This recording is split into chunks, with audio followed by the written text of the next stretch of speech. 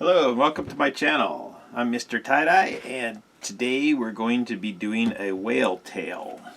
So what I have done is made a stencil out of the plastic stuff. I'll put a link to this video on how I make the stencils. But basically I got half of a whale tail here that I found just on a free clip art site, and I was even able to lay the stencil stuff right onto my computer screen and trace it out. So it was just easy peasy to make this whale tail. Of course I got just a half of one because we have the t-shirt folded in half here, so we're gonna double that out. Anyways, so what I'm going to do is start on a t-shirt that's been soaked in soda ash. It's been spun out so that it's just barely damp, and then I've centered the T by poking one sleeve into the next, so I have the front and the back of the T separate here. So we're going to put this just on the front of the T. So what I'm going to do is just kind of line this up right on the center line of the front of the T, and use a washable marker. This here is a Crayola brand washable marker, and we're going to just draw that out.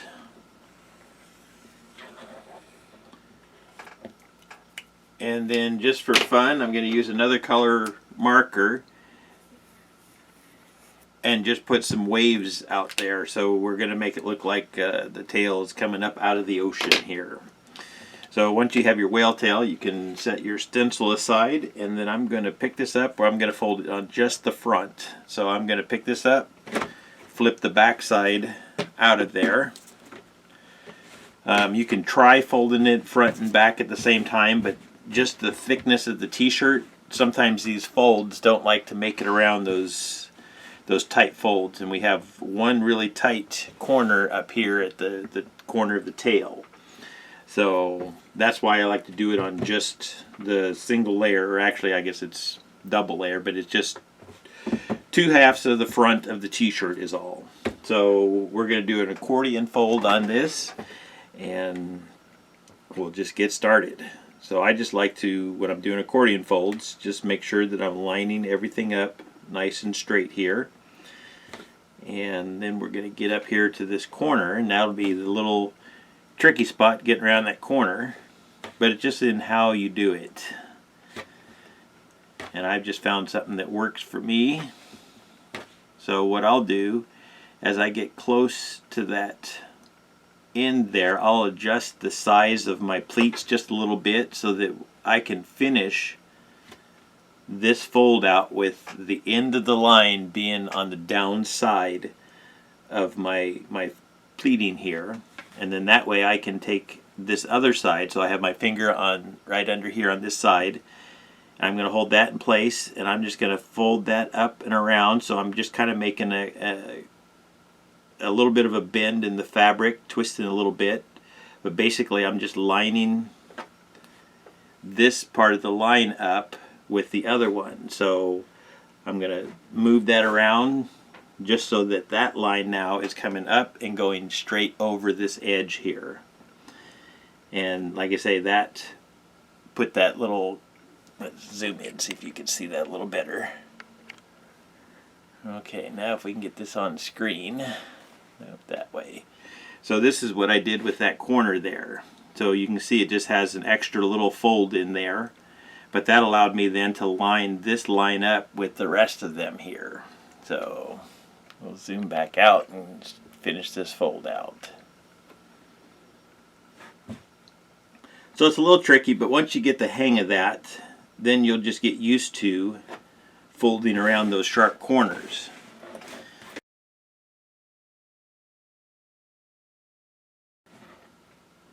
And it just takes some work getting things lined up the way that you want them. So sometimes I'll just take a little extra time making sure that pleats are lining up. So I just kind of went around that little bottom corner there, so I'm just making sure that everything is lined up nice and straight. And if you don't get it perfectly straight with these lines, that is perfectly okay also. The main thing is if you have a bit of a curve in your line, when you tie it off, your tie line is going to be straight. But if your drawn line is curved, then you'll want to follow your drawn line when you put your die on. And that'll be something you want to make sure that you have that same curved line on the underside of your t-shirt so that you can dye in the same place, because that's really the most important part, is where you have drawn your line, even if you can't fold it straight. So your dye still wants to follow that line.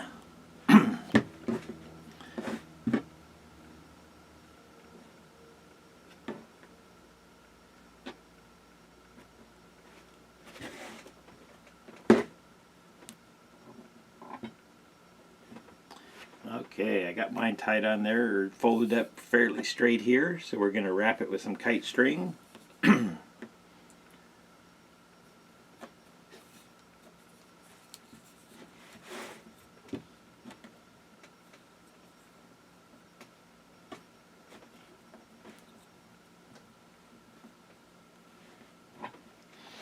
Okay, now the other thing I'm going to do, since I drew this other line on here, let me get this sleeve out of the way. With sleeves, when I have them folded like this, I like to just kind of tuck them into their own armhole, and that just helps get them out of the way there. So now you remember this other little curvy line that I drew for the ocean. I'm just going to follow that line all the way across the shirt here. So I've left this here tied right at that same spot there. So I'm just going to do little accordion folds. And they don't have to be nice and neat because we want this to look like ocean waves. So I'm just kind of doing them a little bit randomly here, back and forth. But just going across the whole t-shirt all the way to the back. And now I'm just going to tie that off, and then that way I can dye the bottom part of the t-shirt with darker blue like the ocean, and the top part I'm going to dye it with turquoise like the sky. And I'm just going to scrunch up the rest of this design here. But this here will at least give me a line of where to put my dyes at. That's the important thing, because if I got this all tied up, then trying to figure out where to put my dye line for the ocean is a little bit more difficult. So it's just about planning that out in advance. So now I'm going to scrunch up the bottom part of this tee and get it tied up.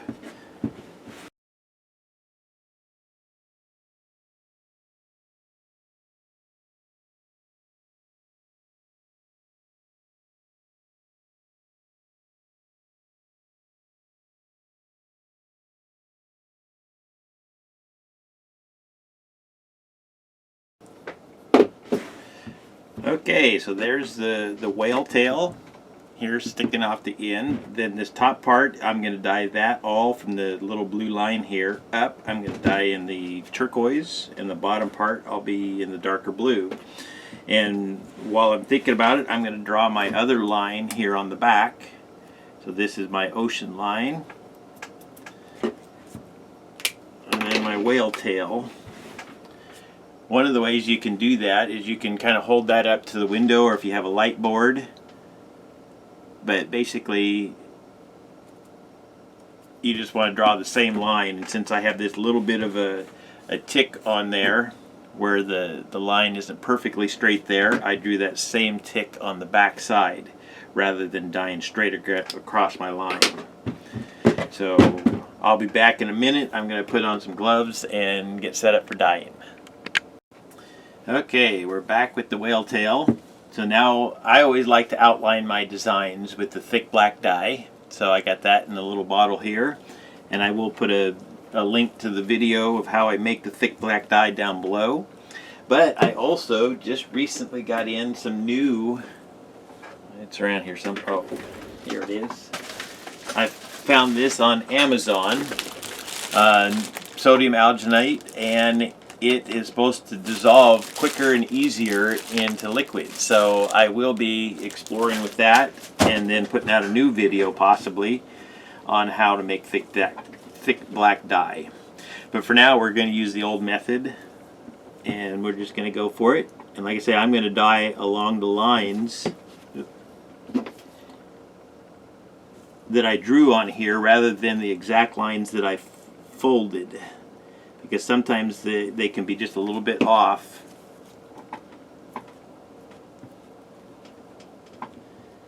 And I use this cuticle pusher just to help push the dye further into the t-shirt, because the thick black dye doesn't always penetrate as deep as you want it to.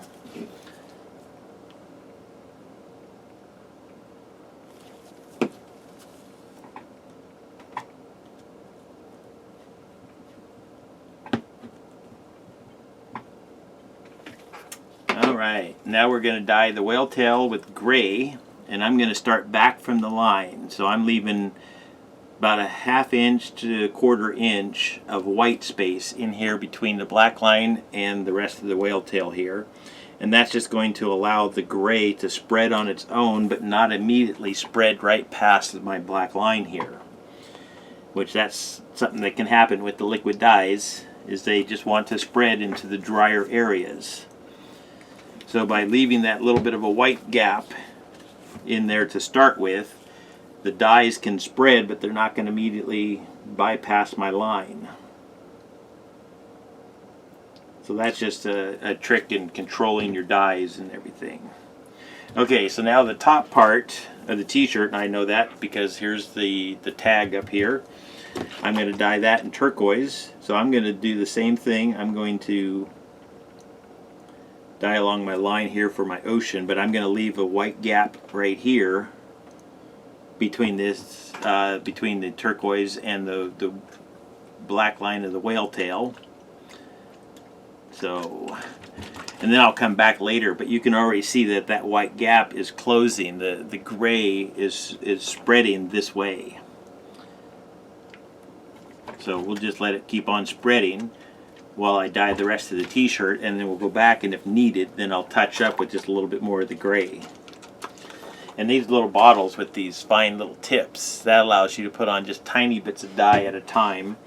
I found those on Amazon also, and I'll have a link to that down in the description box.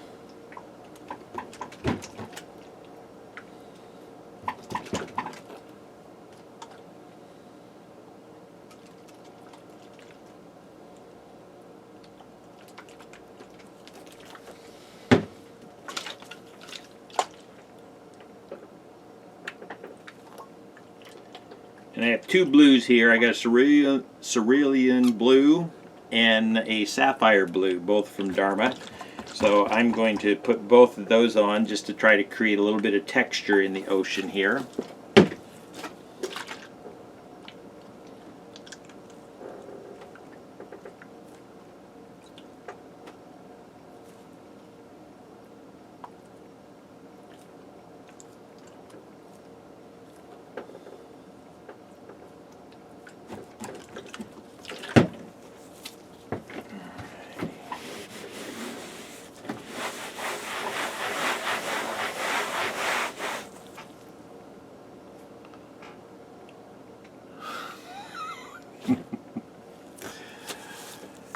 Okay, so now my whale tail, that gap is closing on this side also. So that's looking pretty good. So we're going to put the turquoise on. Once again, I'm leaving that gap.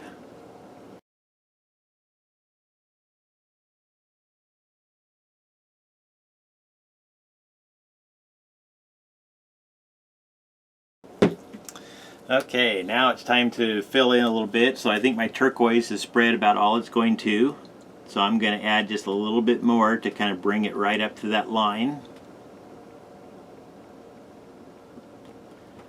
And this is something you have to poke that down inside just a little bit, because I didn't put as much on there as I normally would. So by manually poking that in, I don't have to add enough for it to spread or to seep deep enough in there.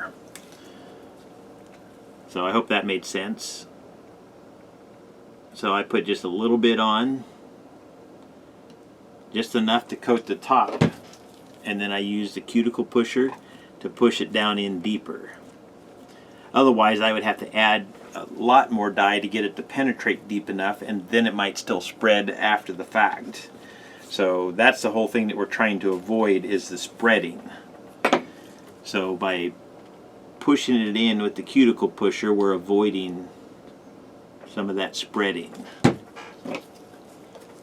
It takes longer, but you're going to have better results with your designs.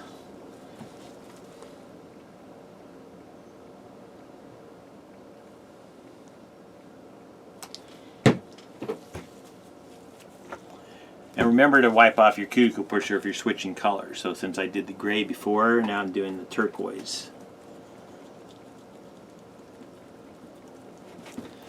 Okay, and I think that'll be good right there. So I'm going to let this batch for 48 hours and then I'll do a washout and I'll have it here at the end of this video for you.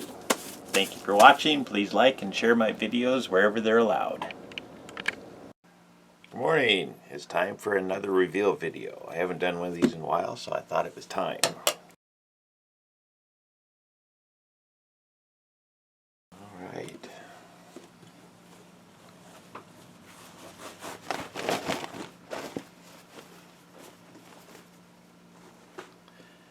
So there's a whale tail. Somebody had requested that, so there it is. A video coming soon.